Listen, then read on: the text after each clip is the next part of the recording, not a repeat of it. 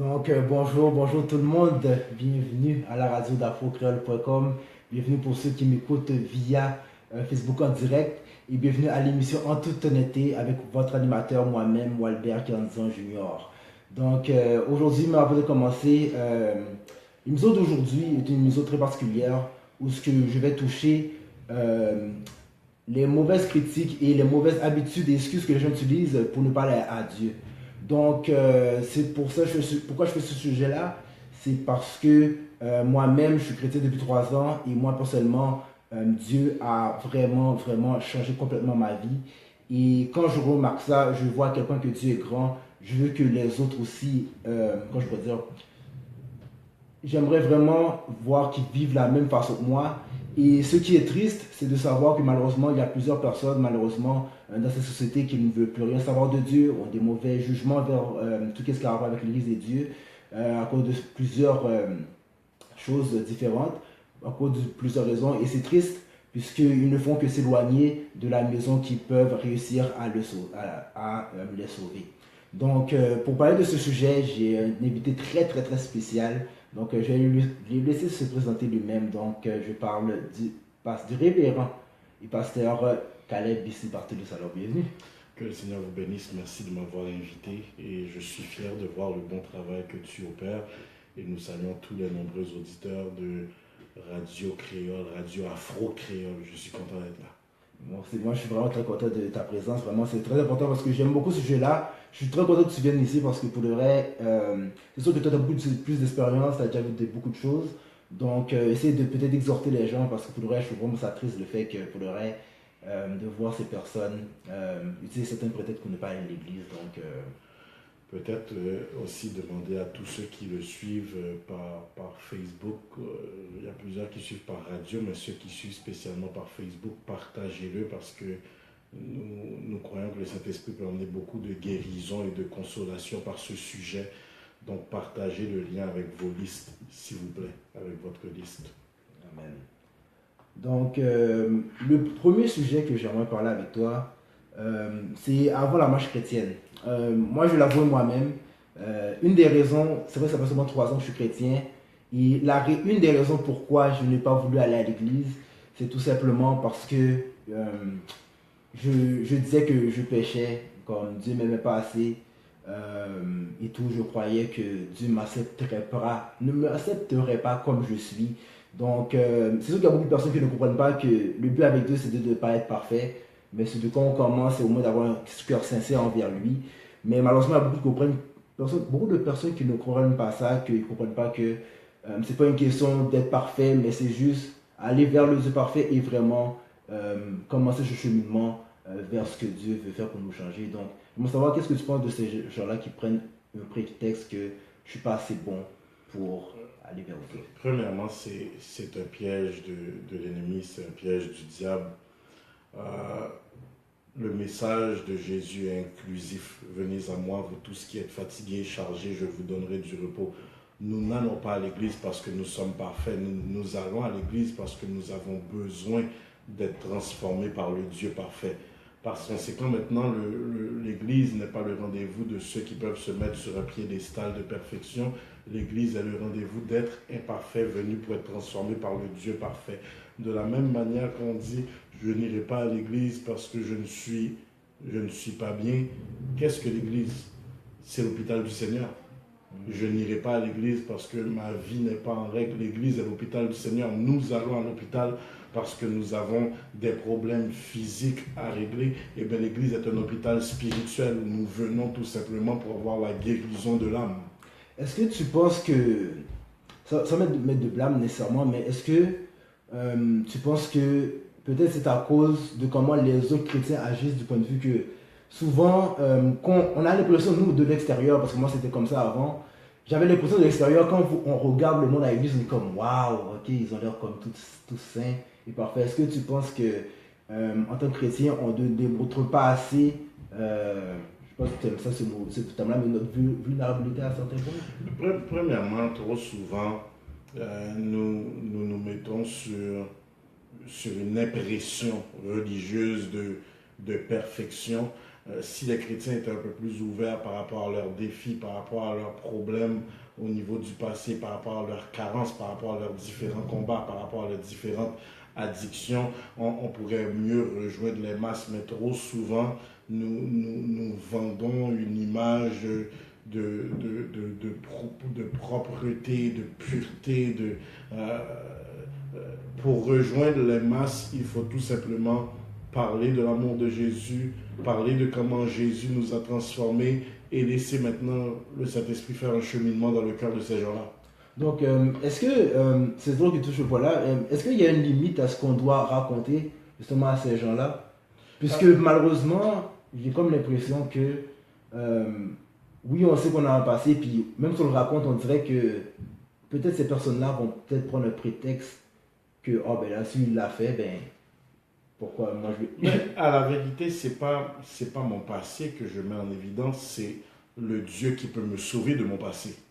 C'est ça que je mets en évidence. C'est pas mon passé, c'est le Dieu qui peut me sauver et qui m'a sauvé de mon passé et qui peut faire de ton présent un passé. Donc quand je mets en évidence ce que je savais faire dans le passé, je dois mettre en évidence aussi qu'aujourd'hui je ne suis plus cette personne. Pas parce que je suis bon, mais parce qu'il est bon en moi. Pas parce que je suis fort, mais parce qu'il est fort pour moi et en moi. Okay. Donc on doit mettre en évidence que... Parce que le problème, c'est lorsque nous voulons mettre en évidence la puissance de Dieu. Moi, je ne fais pas telle chose. Nous mettons l'accent sur notre sanctification, mais nous sommes tous nés pécheurs, donc nous avons tous eu, et même tandis que nous sommes dans l'église, nous avons encore certaines zones dans nos vies où ce sont des zones de combat, des zones où nous avons besoin de la miséricorde et de la grâce de Dieu. Donc ce que nous devons montrer aux gens certaines fois, nous montrer vulnérables en disant à chaque jour j'ai encore besoin que mon Dieu me touche, j'ai encore besoin que le Saint-Esprit m'encourage parce que ce sera un éternel combat. Donc si tu attends d'être parfait ou parfaite pour aller à l'église, tu n'iras jamais. Parce que nous tendons vers la perfection. Ça ne signifie pas que nous n'atteindrons pas. Mais si je ne suis plus là où j'étais hier, c'est déjà une victoire. Effectivement. Parce que ce que nous tendons à oublier, c'est que c'est un éternel processus. Ah, ça c'est sûr, c'est sûr. C'est un éternel processus où à chaque jour, je dois dire, Seigneur, renouvelle ma passion, renouvelle ma disposition, renouvelle ma volonté en sanctification. C'est sûr. C'est un très bon point pour le reste. C'est ça, parce que c'est sûr que, parce que moi personnellement pour le reste, quand j'essaie d'encourager le monde, je me demandais est-ce que c'était vraiment sain de parler de notre passé, parce que je voulais juste pas qu'ils pensent que... quand je pense de ça... Fait remarquable, lorsque nous voyons la Bible, Dieu n'a pas caché les carences des différents protagonistes de la Bible. Dieu aurait tout simplement pu nous faire croire que David était l'homme selon son cœur. Mais pourquoi David est-il l'homme selon son cœur? C'est parce que David refusait de s'abandonner au péché. C'est pas à cause de son cœur d'adorateur, c'est pas parce qu'il a jeté Goliath par terre, c'est parce que David refusait de se complaire et de s'installer ou de s'abandonner au péché. Donc son psaume 51 était un psaume où il demandait pardon par rapport à des choses qu'il ne veut plus recommencer. Il ne voulait pas que ce soit une routine perpétuelle. Donc maintenant, Dieu permet de montrer les carences de ces différents protagonistes pour dire si je les ai utilisés, à combien de plus forte raison ne vais-je pas t'utiliser? Moïse, meurtrier, Abraham, menteur, David, fornicateur, menteur. Quand tu prends Pierre, sur le prédicateur de la Pentecôte, porte-parole des apôtres de Jésus-Christ, Paul est un colérique. Judas était un trésorier voleur et traître. Paul était un ancien persécuteur des saints. Mais tous ces gens ont fait une grande œuvre pour Dieu. Ça veut dire quoi? Quel que soit le passé de quelqu'un, c'est ce passé qui qualifie cette personne pour la grâce de Dieu. Je vois. Très bon point. Le point que j'aimerais toucher, qui s'aligne un peu avec ce que j'ai dit tout à l'heure, c'est le mauvais comportement des autres chrétiens. Malheureusement, ce qui arrive, c'est que y a des personnes qui voient les comportements des chrétiens et se basent là-dessus. Puis vous savez, je pense que déjà que le monde est très facile là-dessus. Dès qu'ils voient un comportement de mauvais chrétien ou de mauvais pasteur, ok, toutes les églises sont pas bonnes. Donc, je me demande qu'est-ce que je pense de ça. Il y a beaucoup de personnes aussi, comme je l'ai dit, ils voient que la perfection, et ils ont été blessés par des comportements. Et puis moi, je trouve ça triste parce que moi, personnellement, Bon, Dieu m'a fait grâce parce que pour le vrai, moi, depuis que j'ai fréquenté l'église, j'ai toujours fréquenté des bonnes assemblées où je me suis senti accueilli avec beaucoup d'amour et tout. Mais malheureusement, c'est pas ça que j'entends souvent. Des fois, j'entends, oh, ben, je suis dans telle église où c'est comme trop traditionnel ou qui ont la critique facile. Donc, Tu sais, Wally, nous sommes à l'ère des réseaux sociaux et j'assume ce que je vais dire. Mais moi, étant pasteur, quand je lis ces commentaires-là, certes, ça fait mal, mais je ne pars jamais en panique parce qu'il y a beaucoup de menteurs derrière clavier. Tu vas prendre une expérience que tu as vécue, tu vas essayer de la généraliser au corps de Christ. La plupart des gens, des fois, qui discréditent l'Église, n'ont jamais mis les pieds à l'Église. Ont entendu parler, c'est arrivé à l'ami d'un ami. Je veux croire que l'Église, certainement, a peut-être poussé plusieurs personnes par des jugements, par des regards, par des potins. Mais n'oublions jamais une chose, pour ceux qui s'attendent à ce que l'Église soit le rendez-vous des gens parfaits. L'Église est un échantillon de la société dans laquelle elle est.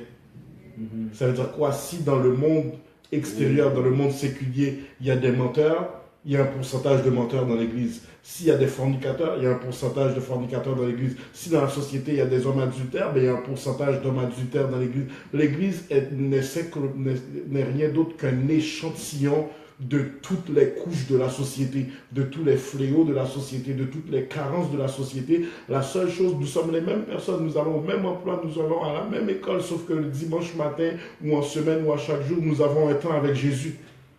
Mais ceux qui s'attendent à ce que l'Église soit parfaite, ce sont des chrétiens. Comment se fait? Nous sommes tous en processus. Maintenant, est-ce une excuse pour pécher? Est-ce une excuse pour faire ce que je veux? Non. Mais Dieu s'attend de nous la progression, pas la perfection. Il s'attend que nous soyons en progression. Mais trop souvent, nous allons dire, moi je ne vais pas à l'église parce que j'ai vu telle chose. Premièrement, qui t'a dit que c'est là que tu devais aller comme assemblée? Vous pensez que c'est parce que le monde va juste... Malheureusement, certaines fois, beaucoup d'endroits où nous mettons les pieds que nous appelons église, Dieu ne les appelle pas église. Deuxièmement, il y a beaucoup de scandales qui n'existeraient pas si nous étions des chrétiens de la parole. Nous sommes des chrétiens de la louange, nous sommes des chrétiens de turn up, entre guillemets. Depuis qu'il y a un vibe, nous y sommes. Mais qui t'a dit que c'était une église? Parce que le critère de sélection pour une assemblée, c'est est-ce que la parole est prêchée? Est-ce que la parole est enseignée? Est-ce qu'il y a un bon temps de louange, un bon temps d'adoration, centré sur la personne de Jésus, pas centré sur les musiciens, pas centré sur est-ce qu'on a sauté aujourd'hui, est-ce qu'on a pompé, est-ce qu'on est tombé? Non, centré sur la parole, parce que c'est pas parce qu'il y a émotion qu'il y a relation.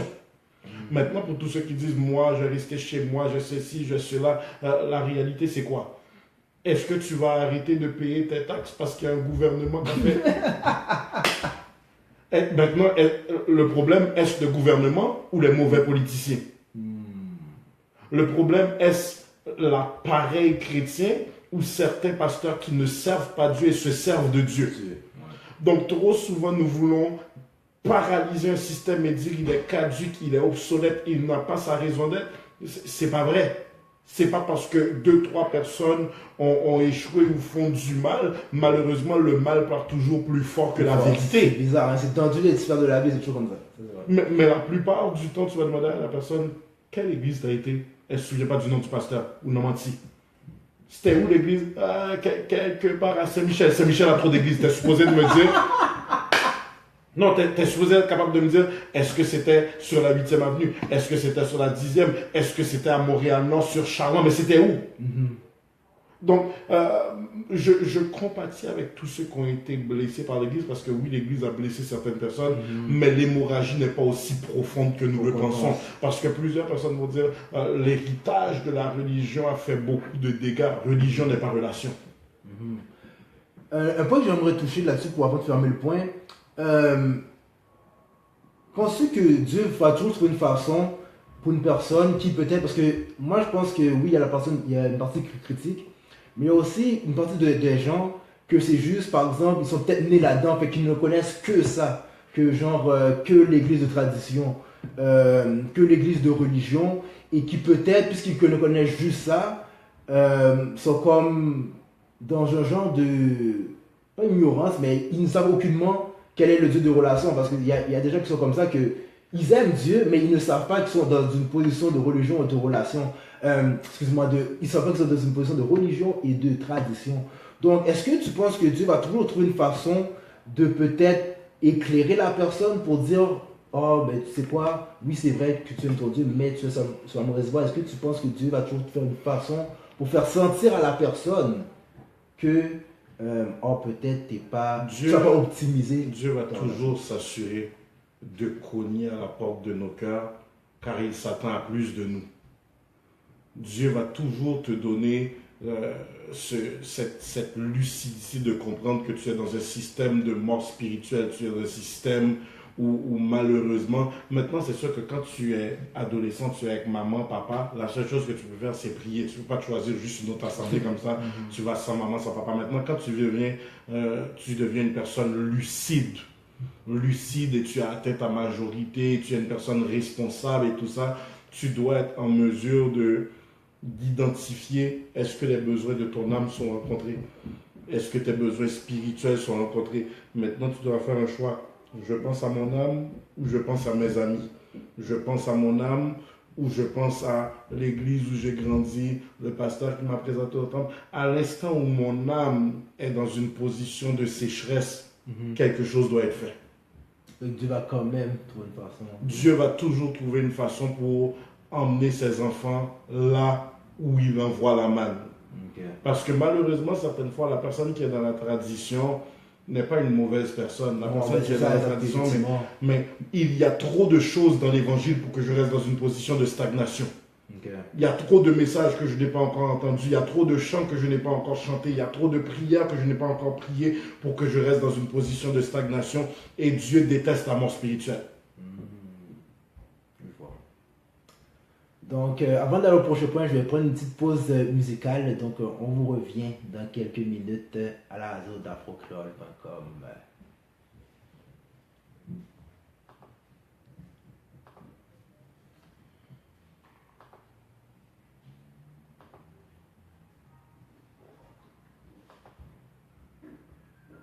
Est-ce que je m'étais toujours posé vraiment cette histoire de tradition-là? Parce que je suis comme, est-ce que ces gens de personnes, est-ce qu'ils, si ils meurent là, est-ce qu'ils vont être sauvés pareil?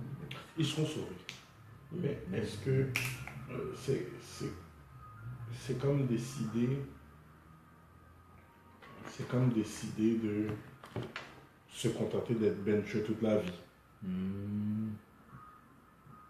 Tu comprends? Okay. Quand l'équipe a la bague, tu auras quand même ta bague, mais est-ce que tu as travaillé à ton plein potentiel? Je vois. Luke Walton a quand même 3 bagues. Hein? En tout cas, ouais. Oh, c'est vrai, l'histoire. Oh là là là là là.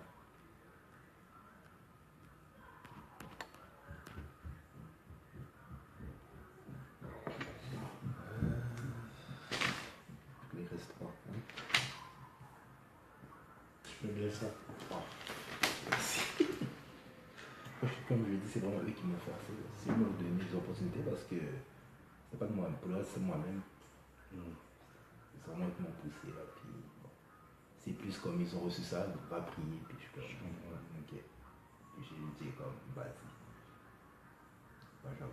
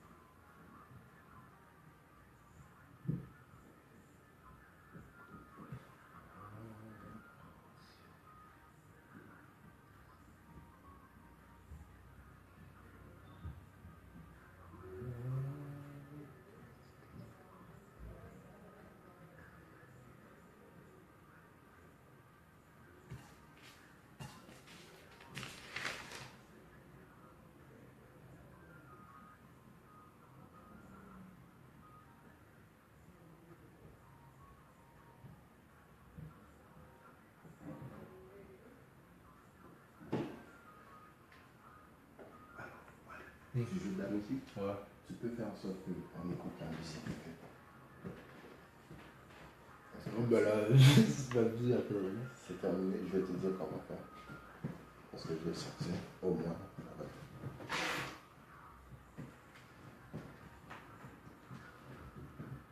Voilà. On touche pas. Non, pas ça. C'est correct? Tu peux faire? Comment nous l'entendre? Elle entend. J'essaie de toucher une affaire, l'affaire va juste comme. Parce que mon cellulaire là, j'ai bloqué pour pouvoir le passer. Ok, tu n'as pas mis, mais c'est pas grave. C'est pas grave. Ok. Pas de problème. C'est un autre temps. Ok? Bonne journée. Ok. Merci.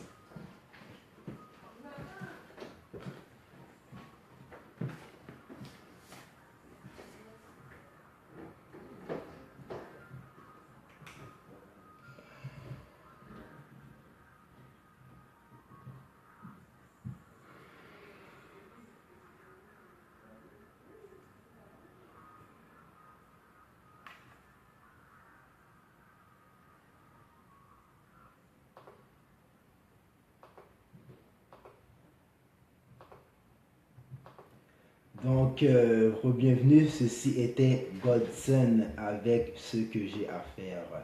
Donc, pour continuer avec l'émission avec Pasteur Caleb, donc le prochain sujet que je vais toucher, c'est une excuse que j'ai trouvé de la difficulté à pas avaler, mais que je trouve ça drôle. C'est les gens, parce que ça m'arrive souvent quand j'essaie peut-être d'évangéliser ou parler à certaines personnes, mais ce sont les gens qui disent je crois en Dieu, donc puisque on dit que le salut personnel, c'est notre foi qui nous sauve, à quoi ça sert d'aller à l'église, tout simplement. Donc, c'est comme si, ok, depuis que je suis arrivé, comme tu parlais de contentement tout à l'heure, donc, vraiment des personnes qui disent, bon, depuis que je suis avec Dieu, je suis correct. Ben, premièrement, croire n'est pas suffisant parce que Satan lui-même croit. Satan a vu Dieu. Donc, croire n'est pas suffisant. La Bible déclare, si vous m'aimez, gardez mes commandements. Maintenant, croire en Dieu, tu peux croire en Dieu, ça ne signifie pas que tu aimes Dieu. Deux choses complètement. Tu peux croire en Dieu, ça ne signifie pas que tu aimes Dieu. Je reprends encore. Satan croit en Dieu, Satan a vu Dieu. La Bible dit, tu crois qu'il y a un Dieu, tu fais bien. Les démons le croient aussi et ils tremblent. Donc, croire en Dieu n'est pas suffisant. Je peux croire en quelqu'un sans l'aimer forcément. Croire signifie j'atteste qu'il existe. L'aimer signifie j'atteste qu'il existe et je suis prêt à vivre pour lui selon ses principes. Donc maintenant, croire ne signifie pas aimer. Et quelqu'un va dire maintenant j'aime Dieu. Tu ne peux pas aimer s'il n'y a pas de relation. Tu ne peux pas dire que tu aimes quelqu'un. Tu n'es jamais prêt à passer du temps avec lui. Maintenant, on aime dire le concept de Dieu est dans mon cœur, Dieu est dans mon cœur, Dieu est dans mon cœur. Mais Dieu a donné un rendez-vous à sa famille. Et ce rendez-vous à sa famille, c'est dans sa maison. Sa maison, c'est ce qu'on appelle l'église. Donc, il dit, si tu m'aimes, si je suis ton papa, je veux te voir dans ma maison. Je veux que tu vives pour moi. Et non seulement ce que tu apprends dans ma maison, amène-le à l'extérieur.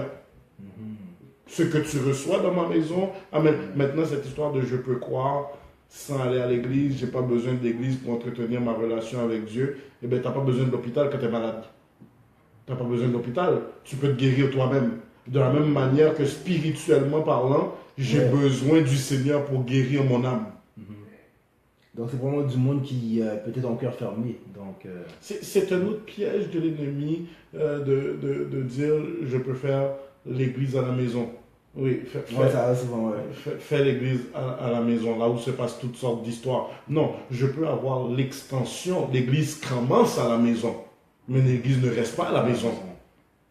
Donc, on vit dans une ère où ce que plusieurs s'improvisent, l'église à la maison, le Seigneur c'est dans mon cœur. Non, une vraie relation, je veux passer du temps avec toi. Je veux te parler, je veux te rencontrer, Et c'est pas à Dieu de s'accommoder à l'homme, c'est à l'homme de s'accommoder à Dieu. J'entends souvent l'histoire de « Oh, c'est trop spirituel quand on va trop à l'église, genre. » Mais encore une fois, c'est que une personne, quand on veut rester dans notre rébellion spirituelle, toutes les excuses sortiront. J'en ai un dernièrement qui m'a dit, ben moi, tu ne me vois plus à l'église, tu ne me vois plus au CUM, parce que j'ai pas de vêtements. Là, c'est l'excuse que j'aurais utilisé avant. Pour de vrai, là, j'avoue, là, je suis coupable. Là, c'est vrai. Mais va pas travailler si tu n'as pas de vêtements. Je vois pas c'est quoi la différence entre tes vêtements où tu vas travailler et les vêtements avec lesquels tu vas à l'église. Souvent, il sentait la pression de oh, on va me juger. Ah. Je sais parce que j'ai passé par là. Toutes les excuses seront bonnes. Il n'y a pas de vêtements. On n'est pas 50 personnes. La personne a le temps d'analyser ce que tu as porté, ce que tu as. Comment? Non, mais c'est pas parce que j'ai passé là. Mais je sais, moi, je l'ai vécu, vraiment. Puis moi, quand j'ai commencé à. Parce que bon, je sais pas si Dieu est sa façon à lui. Parce que moi, personnellement, c'était ça, mes peurs. C'était je sais pas, c'est parfait. Puis l'habillement. Puis la première place, quand je suis comme Dieu, c'est justement, il n'y avait pas ça, justement, c'était plus comme, on peut venir comme on voulait, genre. Fait, je sais pas si c'était un moyen que Dieu m'avait pris pour justement, en douce, pour me prendre là. Puis bon, j'ai tombé là-dedans, heureusement. Fait que... à la vérité, ce que Dieu veut, c'est notre âme. Okay. Le vêtement, c'est rien de plus que je m'habille pour un roi, mais tu mets ce que tu as, tu mets le meilleur. Si ton meilleur c'est une chemise carottée, ben, tu viens avec ça. Mais Dieu regarde au cœur, au cœur. Donc, je pense que le monde pense, mais je pense que c'est ça aussi, parce que je pense que le monde aussi pense peut-être trop à eux.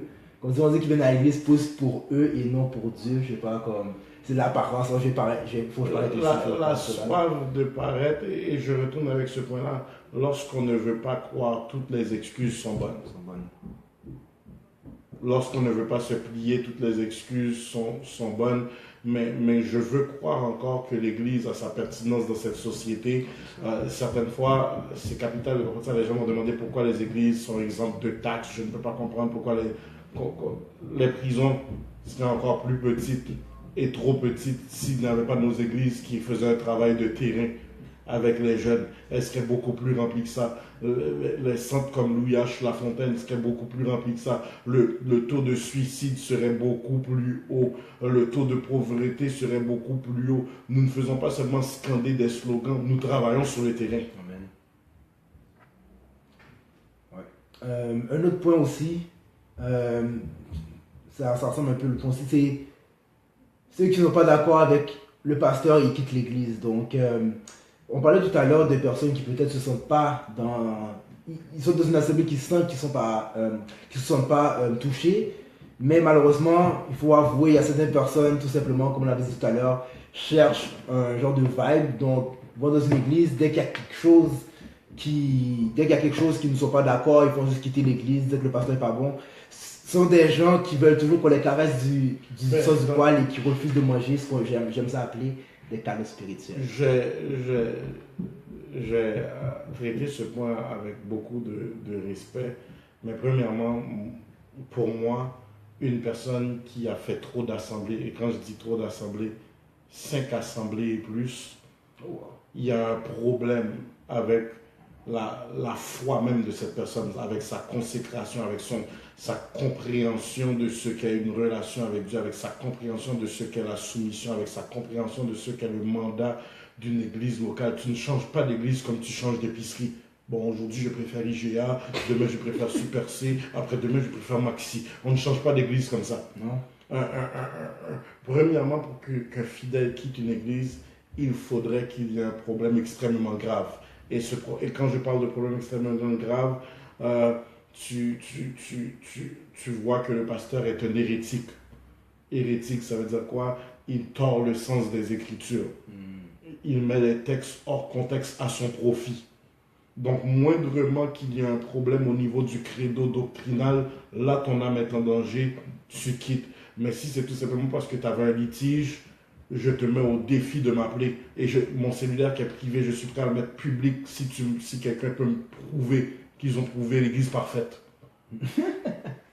L'église ne sera jamais parfaite, du pasteur jusqu'au bébé. Nous avons tous, dans une certaine dimension, besoin de la grâce de Dieu. Donc, la personne qui quitte cette église-là pour tel problème va aller trouver tel autre problème ailleurs. Les seuls critères sur lesquels quelqu'un doit quitter une église, c'est lorsque son âme est en danger. Ok, et pour ajouter dans le même point, que penses-tu de ceux qui disent justement, ben c'est quoi la différence de pourquoi c'est aussi entre guillemets mal de changer d'église, puisque de toute façon chaque église prêche la parole de Dieu.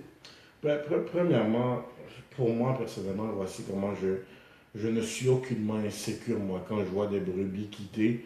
Euh, Écoute, ça ne répond plus à tes critères. Je préfère que tu t'en ailles et nous ne serons pas ennemis pour ça. Tu ne cesses pas d'exister.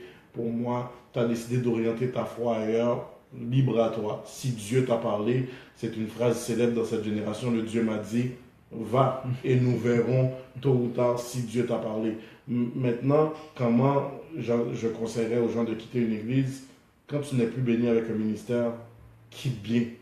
Tu ne sais jamais quand tu auras encore besoin de ce ministère. Et quand je dis quitte bien, j'ai des bien-aimés qui avaient quitté une assemblée pour s'affilier à une autre assemblée. J'ai dit, premièrement, assurez-vous que vous partiez et que vous soyez en bon terme avec votre ancien berger. Une lettre de remerciement, une offrande d'amour pour le berger, pour son épouse qui ont investi dans votre vie. Ce n'était pas des chiens. Okay. Qui ont investi, qui ont prié pour vous quand vous aviez besoin, qui vous ont enseigné, qui vont en sorte que si un jour tu sens que tu veux retourner, ta présence ne soit pas tabou. Nous avons plus de respect avec la manière que nous quittons nos emplois que comment nous quittons nos églises. C'est vrai en plus. C'est bizarre, quand c'est avec Dieu, c'est toujours dans Oui, la bisbille. Oui, dans la bisbille. C'est parce que nous sommes mal convertis. C'est parce que nous ne comprenons pas ce que la foi chrétienne est. Parce que si nous savions la révérence absolue qu'il faut avoir pour un homme de Dieu, pour Dieu, mais pas seulement pour Dieu, pour l'homme de Dieu. Parce que c'est trop facile de craindre Dieu et mépriser l'autorité. Tu n'as jamais vu Dieu, tu vois l'autorité que Dieu a mis devant toi. Tu n'as pas vu Dieu. Donc, comment puis-je dire que j'aime Dieu si je maltraite Wally, qui est l'expression de Dieu que je vois chaque jour? Waouh! Donc, maintenant, pour ce qui s'agit de quitter les églises, je le redis encore et j'assume mes propos, une personne qui change trop souvent d'église est une personne qui a un problème au niveau de sa marche chrétienne, de sa compréhension de ce qu'est la foi. Et la plupart du temps, malheureusement, ce sont ces gens-là qui finissent par être « je fais l'église à la maison, j'ai fait toutes les assemblées, ce sont toutes les mêmes ». Le problème n'est pas de ces assemblées, le problème est en toi. Donc, est-ce que ça peut être dangereux pour l'âme, justement, de toujours aller dans l'église en église? Oh, absolument, absolument. Laisse-moi t'expliquer. Ça peut être très dangereux. C'est pas parce que tu manges bien. Imagine-toi, tu prends un peu de thé. Après, tu prends un peu de café. Le même matin, tu prends un peu des œufs. Après, tu vas prendre un peu de légumes là, l'eau. Après, tu prends un peu de céréales. Indigestion. Indigestion.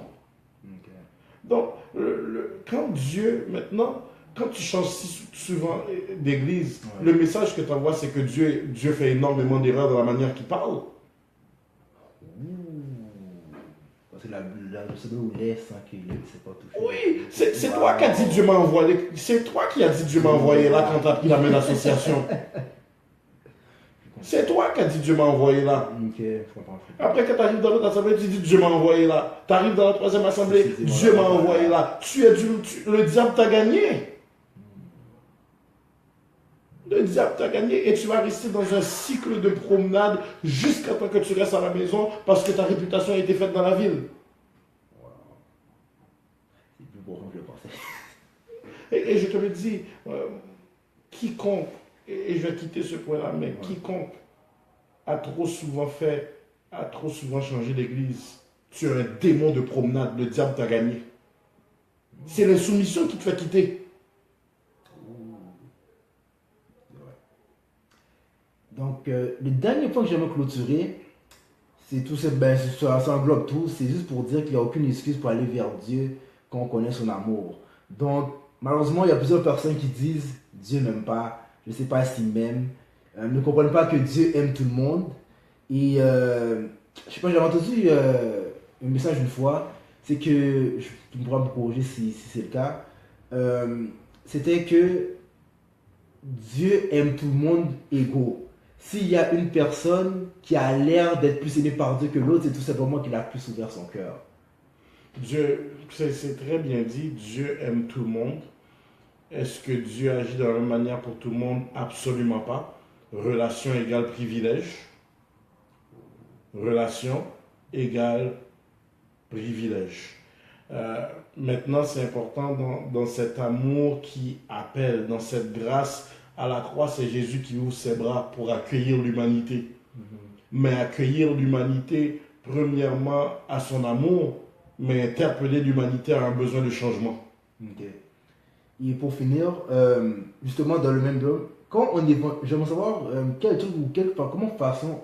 façon, excuse-moi, quand on évangélise des convertis, comment parler de l'amour de Dieu pour faire en sorte que la personne ne se sent pas à peur, parce que c'est sûr que veut pas, oui c'est bien beau la grâce de Dieu, mais il y a aussi le jugement à la fin, donc l'enfer et tout, et souvent aussi il y a des personnes, malheureusement, pourquoi ils sont un peu, ils veulent rien savoir de Dieu, c'est ils regardent trop la parole de Dieu, ils voient surtout la parole comme des interdictions, comme on parle beaucoup de, par exemple, on va aller ça, oh, il faut pas forniquer, il faut pas faire ci, il faut pas faire cela. Donc là, ils sont comme, mais là, il faut faire ci, il faut pas faire ça, mais là, à quoi ça d'aller vers Dieu, c'est toujours des interdictions.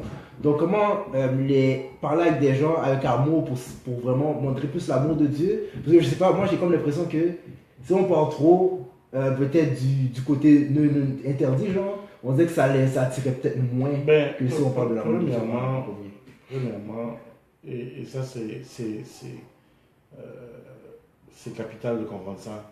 On met toujours l'accent sur l'amour de Dieu et non sur le jugement. Okay. Cette personne, par défaut, est déjà en route pour le feu. Pourquoi lui parler du feu? Mettons l'accent sur l'amour, le Dieu qui t'aime à partir de où ce que tu es. Le Dieu qui t'aime malgré que tu sois homosexuel. Le Dieu qui t'aime malgré que tu sois transgenre. Le Dieu qui t'aime malgré que tu sois drogué. Maintenant, il faut essayer de gagner la personne et laisser le Saint-Esprit transformer. Et laisser le Saint-Esprit. Mais si maintenant mon message, et que Dieu bénisse ceux qui le voient autrement, mais si le message c'est Jésus ou l'enfer, tu ne rends pas service à l'évangile. Non. Tu ne rends pas service à l'évangile. Jésus ou l'enfer, Jésus ou l'enfer. Tu l'as déjà repoussé avant même de l'attirer. La personne n'est même pas encore... Ça, c'est l'équivalent d'une personne qui va entrer dans le métro. Quand il reste une seconde, le métro va fermer. Puis toi, tu fais... Tu pousses la personne.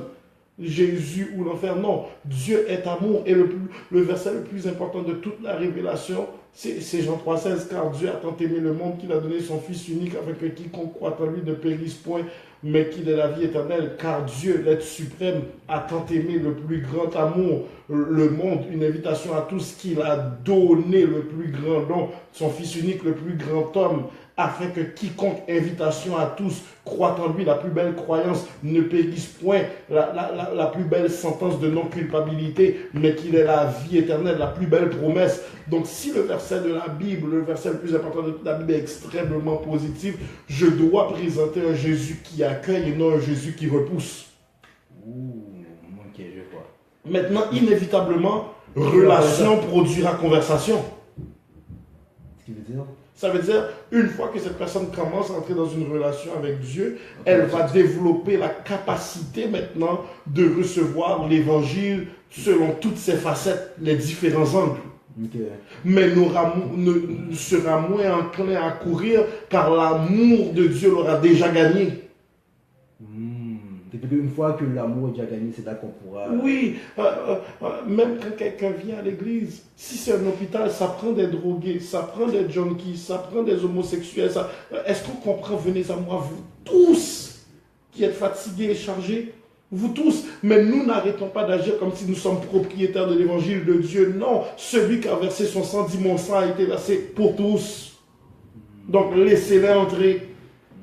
Quel que soit leur look, on les laisse entrer tatoués de la tête aux pieds. Sa place est là. Si une église n'a pas de malade, c'est un faux hôpital, c'est un centre d'orgueilleux. Waouh! Je vois. Alors, merci pour tout. Est-ce que tu as un point que tu aimerais ajouter ou tu es correct? Je te remercie de m'avoir invité. Je suis heureux et privilégié d'être le pasteur d'une personne aussi extraordinaire. Merci.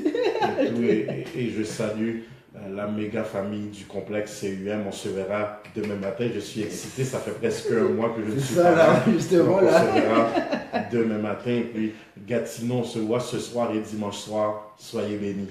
Alors, merci tout le monde. Alors, c'est la fin de l'émission de En toute honnêteté avec mon invité, Pasteur Caleb Bissi Barthelus. Donc, je vous reviens dans 2 semaines. Normalement, le sujet que je vais toucher, ce sera le mariage avec le célibat. Je vais avoir un autre invité, mais il faut que je confirme avec lui. Donc, pour l'émission En toute honnêteté, ça sera dans 2 semaines. Donc, je vous reviens. Ça sera le 19 août. Et aussi, Sport Wally va revenir aussi pour la semaine prochaine. Donc, je vais revenir la semaine prochaine avec l'émission de Sport Wally. Donc, merci à tous ceux qui nous ont écoutés via la radio d'afrocrol.com. Merci pour ceux qui nous ont écoutés via Facebook en direct. Et c'est moi-même, Walbert Kenzo Junior, animateur de l'émission Toute une équipe qui vous salue et je vous souhaite au revoir. Merci beaucoup.